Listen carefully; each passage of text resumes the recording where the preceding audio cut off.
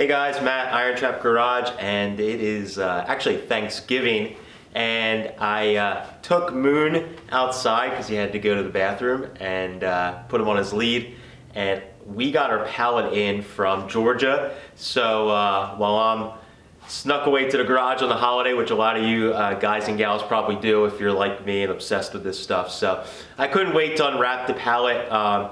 Jason and Mike are of course doing their family stuff, and I got a few minutes to sneak away. So what I'm gonna do today is work on cutting the pallet open and make sure that everything arrived okay, and just showing you guys a little closer the stuff that we got at the swap meet. I know we were on a time delay, so or time crunch rather, so we didn't really show you guys too much in depth of what we got, but I'm gonna unwrap the stuff, show you guys what we got, and give you a little idea of what we paid for some of the stuff, just to give you an idea what the scores that are out there. So I'm gonna unpack the pallet. It's really windy today, so I'm gonna unpack the stuff, bring it inside, and then we'll unwrap it and show you guys everything as I go through it.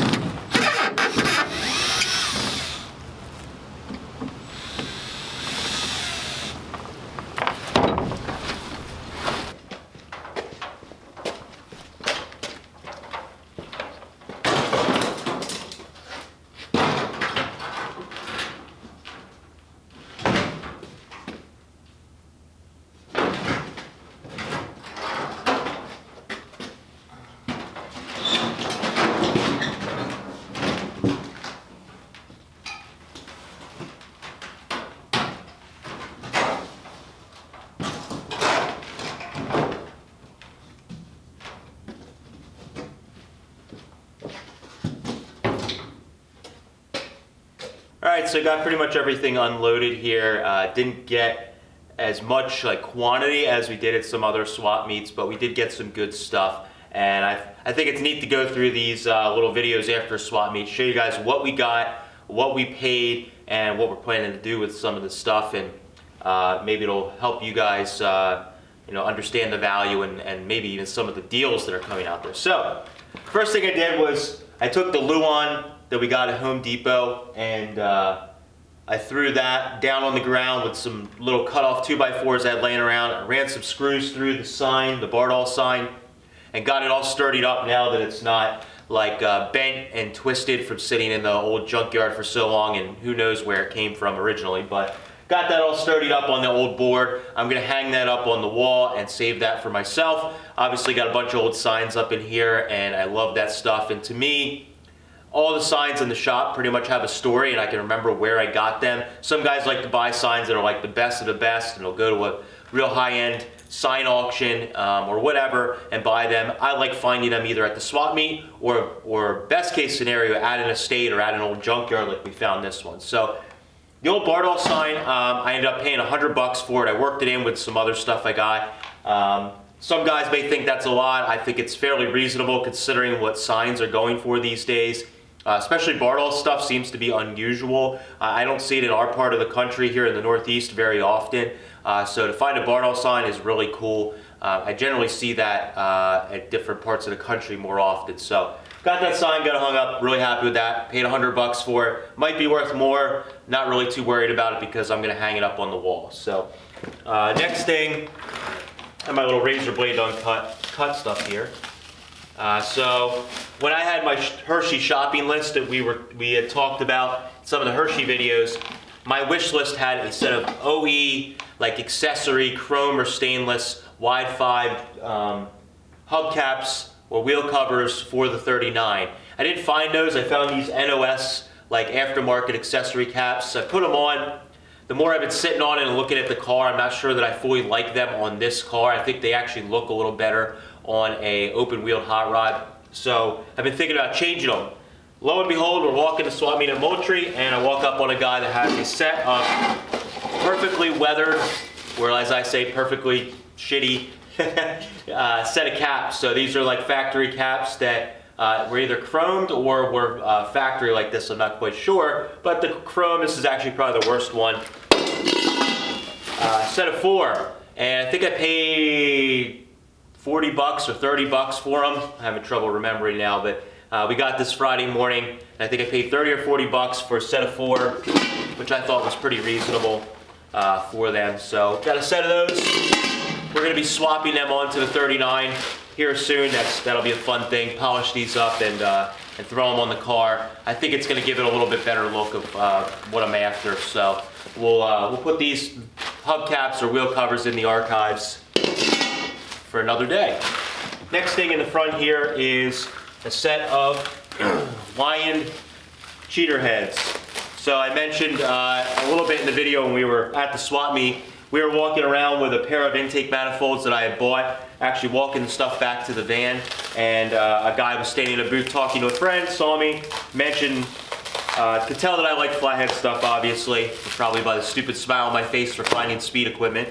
And he said, oh, come over to my truck, I have some stuff in my truck you might be interested in. We had walked by his spot like twice, and he wasn't there. Well, here it is. He had these Lion cheater heads. Turns out he took a car apart or an engine that had these on it, and had them for years and years and years, and he finally decided to bring them to Moultrie, offered them to me, and his price for these heads was $90. I didn't talk him down. That was just the price he asked, and obviously I was not going to argue with him. If you know anything about these old speed equipment or Lion cheater heads, they go for considerably more than that. I actually, if you guys have followed my Instagram or our eBay, I actually just listed a set of Lion cheater heads that I already have for sale that are not quite as nice as these, so I decided why have 2. So got a set of these. These ones are interesting because they do not have the Canada. Now I'm not sure if it was ground off at some point and then it just aged, but the other set I have, and a lot of sets I've seen, they just say Canada here, and the factory forward aluminum heads that are often, I guess you could say, incorrectly, whatever, it's just terminology, but a lot of people call factory forward aluminum Canadian heads cheater heads. Really, these are true cheater heads that are higher compression. They usually just say Canada on the front. These ones do not. I'm not sure if they were ground off. If they were, it was a really nicely done job. But on the back, on the neck, if you're looking at these heads on the Lions, they actually say Lion behind the water neck, and then there's usually a number stamped right here. You can tell which set they are. So this is a 400. So these are probably the most desirable set, but kind of neat they didn't say that. So that were these. These I'm going to keep for a future project. I have a little bit of Lion speed equipment, and like I said, I sold off that other set that was probably looked a little nicer overall, but it had a couple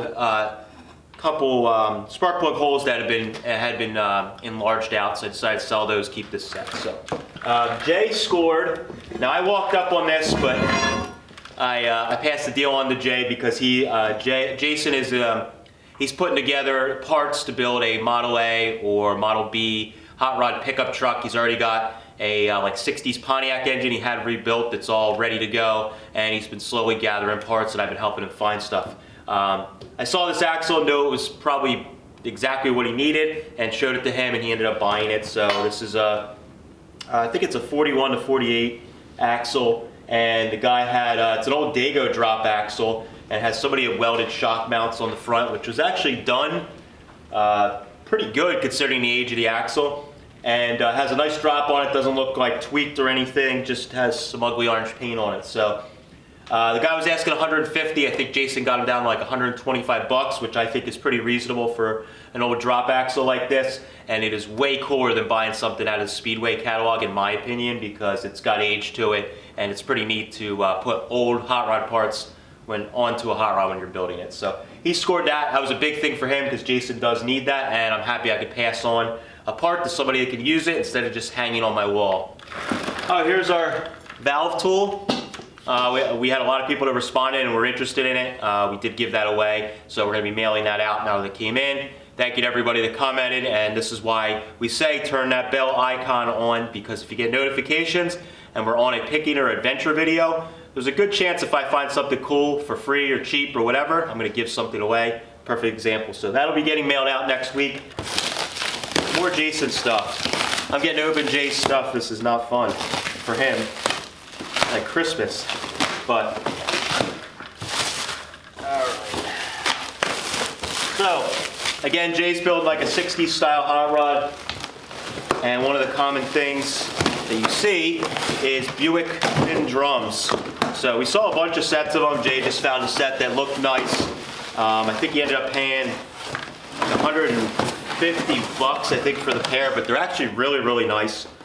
So these are the ones, I forget the number of fins, but these are the ones that have the bigger spacing of the fins. I think they look a little better. So you got a full set of these that just need to be cut, but overall they look good. There's no broken fins. He can take the time to drill out the rivets here, punch them out, take the hub out, and he can fit it with a Ford hub and he'll be good to go. And these will look pretty bitchin' on an old open wheel Model A pickup. So we got one of them. Send that away. Show you guys. Pretty cool. I love the look of these. They're really cool. I haven't had a car to build that I felt fit the style that I was building, but these are really awesome, and they always make a statement when you're on a car. They just look really, really neat. So I know he was psyched to get that. Now he's got his drop axle, he's got his drums, helped him find some spindles. He's on his way. The steering wheel. So when we were in the junkyard at the in Georgia, in Waycross, we were at the junkyard and walked around the junkyard, didn't see too much early Ford stuff that I had to have. Saw lots of neat stuff, but nothing I had to take home. And we were standing there talking with the owner, and I look up, and right behind like a little polishing pad in the office area behind him, you guys know all the old junkyards, usually behind the counter where the junkyard owner sits, there's just like a collection of stuff, whether it's stuff they pulled or it's neat stuff that they don't want to go missing.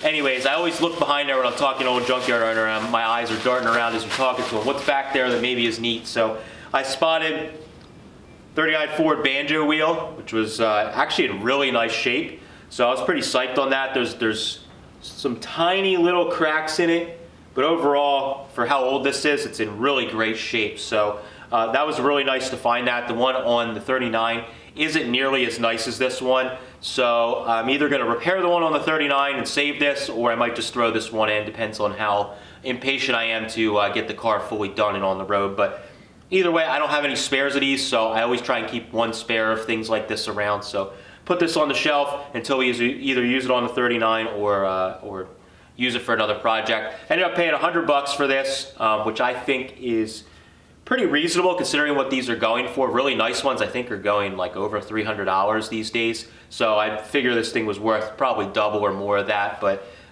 again, I am keeping this and going to use it in a project. That's why we do this. So good junkyard find. This is just a Muncie tail shaft that Jay found. I'm not even going to unwrap it honestly.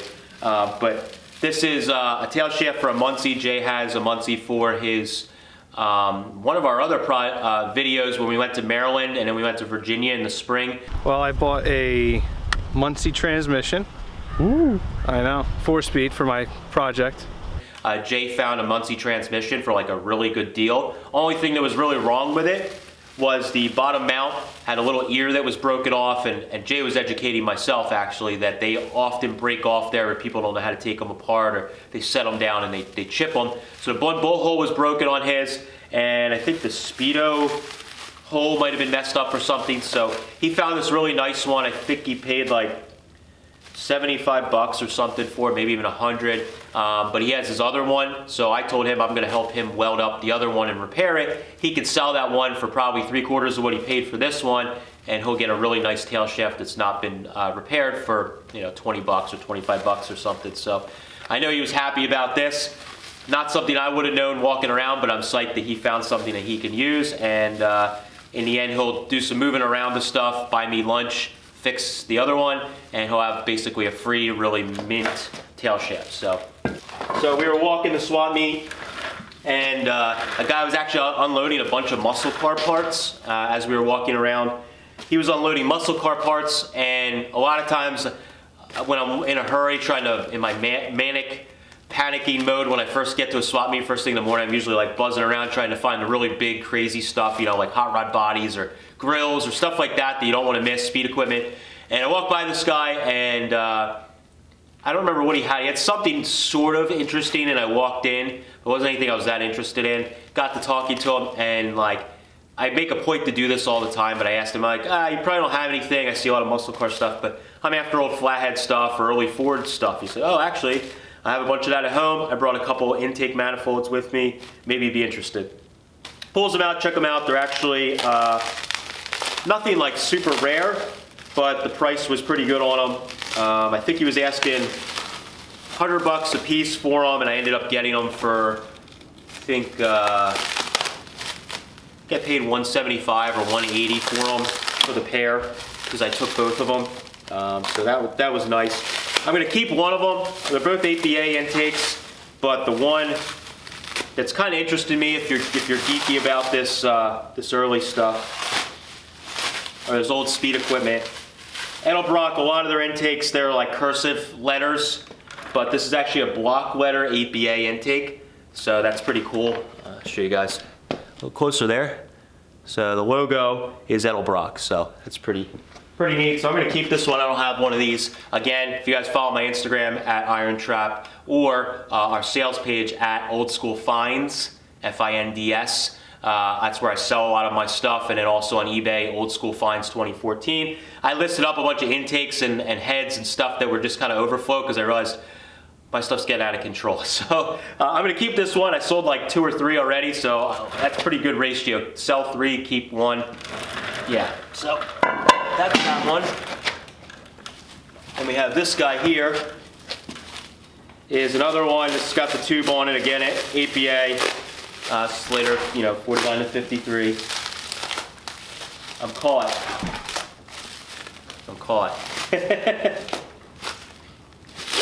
I'm almost done. So this is a 8BA intake, Edelbrock, that I scored. Same guy for pretty cheap. And I'm gonna sell this intake, but they had a neat little breather block off or fuel pump block off on it that I do not have. Yeah, so cool. It's got this Seagull fuel pump block off, which is pretty neat. I don't have one of those, so I'm gonna steal that off of there, sell the intake. Nothing's wrong with it, I just have extras. So 3.2 intake, same one I have on the free T, but mine's for 59 AB. This is 8BA style. So check out my Instagram, the Old School Finds Instagram, or our eBay. It'll be getting put up for sale there really soon, but I'm gonna keep this block off for myself. This may look super crappy and it smells really bad. Even me being sick right now, I can smell this. Does it smell like gas? Yeah, it really does. It's like old Bakelite or whatever they made them out of. When they get sun-baked and they're falling apart, they smell horrible. But this is an old Crestliner steering wheel. You guys that follow the old hot rod and custom stuff, these are very, very desirable, and even though this looks really bad, there's a bunch of people out there that are recasting steering wheels. So I got this from a really nice older lady that her and her husband were into this stuff. I believe he had passed away. She's still really into it, and she was selling off extras. I paid $5 for this. So even though it's really crappy, it's actually kind of neat because it's a good core. I've been talking for a while now. I'd love to recast steering wheels. I just haven't had time, but that'd be really cool to project to do that. Not sure what I'm gonna do with this. I may end up just selling it to one of the recasters, just because realistically, by the time I get it together, it'll cost me too much money because I don't really collect the steering wheel thing. But so yeah, probably sell this, but for $5, not a bad deal. Jay got some like blue Chrysler valve covers. I'm not even gonna unwrap them because I think they're so lame. But Jay bought these for a good deal. I guess they were like factory Mopar valve covers that are like blue anodized. I don't know. I don't get this stuff. But apparently they're worth some money. And yeah, so great job, Jay. He'll be reselling those for a couple bucks. I don't know what he paid for them, but it was too much in my opinion. Not sure what's in here because we just tossed everything extra. Oh, all right. So, got a neat old gauge panel. It's like an Elko gauge panel. So, it's a little 3-gauge panel. Pretty cool. The chrome is really bad on it, but I'm gonna probably just hit it with the media blaster, knock the chrome off, and clean it up. But on the inside here, it's an old, probably hard to see, but Elko says down in there somewhere inside. So, or Elko, depending how you say it. But has some just common gauges in it, but I think I paid like $5 for it, so can't complain. Even for the gauges, it's worth that, and the panel's kind of cool. Mike got this cool old, I don't know, I guess this is a beer sign that he got. It's off a rack. Ballantine, I don't know. Ballantine. I guess it's beer because Mike collects old beer stuff. I think it's the top of like a point of purchase rack, Newark, New Jersey, kind of cool. Price is $50 on it. I guess he paid less than that, but pretty cool, neat old sign. I'm sure he'll put that on his wall somewhere in his man cave. Because he doesn't have any hot rods, we call it a man cave. I got another neat, or good condition, old 3536 dash waterfall. So I think I got this. And I'm not gonna wrap these, but they are, this is the grill, all the grill trim for a 36 Ford grill. So I paid, I think, $30 for all of it. So I'll probably resell some of this stuff, these waterfalls. They're pretty popular and they're hard to find, so this one's in good shape, not all cut up. So I'll sell this and the grill trim to somebody that's redoing a 36 and make a couple bucks. It'll help pay for travel costs. I need old pancake horn. I think I paid like $40 for this or something like that. So, neat old horn. It kind of looks almost like a knucklehead horn. It fooled me when I first purchased it. I bought it really fast thinking I scored big, and then we looked at the logo. I'm like, oh crap. Still neat. Probably keep it for a future project. Don't know. Maybe so. Mike bought some old beer cans. He's into the old beer thing, obviously. We are close to Reading, Pennsylvania. This is old Reading beer cans. One is full. I dare you. To drink it? Yeah. Not before we go to Thanksgiving dinner. My mom would be very angry. You'd probably puke. Judy would not be happy. Yeah. So Mike got a couple beer cans and a Pabst can. It's empty, but I don't know. I guess they're worth some money. They can be. They're definitely collectible. That's Mike's thing. So he was happy to find some of that. He didn't find a lot of beer stuff in the South, unfortunately. So got a huge box of Ford juice break backy plates. There's like 1, 2, 3, 4, 5, 6. I think there's like 8 or 10 in here. That's kind of like what I call inventory for building hot rods and trading with friends. So I think I paid like $50 or something for the whole box of them, which is a pretty good deal. He claims that they were new old stock, the guy I got them from. Don't know if that's true or not, but they're in good shape for what they are, but they're not like perfect original paint. But they are cool, good deal. All right, last thing. So I bought this 34 grill from a nice older gentleman, Bubba from Baton Rouge, Louisiana. Really nice older gentleman that deals in 33, 34 stuff. Chatted with him for quite a while, and this grill was pretty nice. He actually had a nicer grill, but the chrome was not as nice. That he wanted considerably more money for, and I actually picked this one because the chrome on it I think is perfect for like a Survivor hot rod or original paint type car. So we'll unwrap it here. So you guys saw that little clip. It caused a little controversy in me trying to flip the grill to some guy that came up to me. Basically, the backstory is the guy chased us down from like really far across the swap meet and stopped me, and was asking me about the grill. I almost made him puke for a second, told him I paid 25 bucks for it, and then he was like, hey, you want to make some money, kid? And so I talked to him for a little while. I mean, it probably was 10 minutes of him going over the grill, every little aspect of it. And then I told him 1,200 bucks for it, which these grills can go for that kind of money.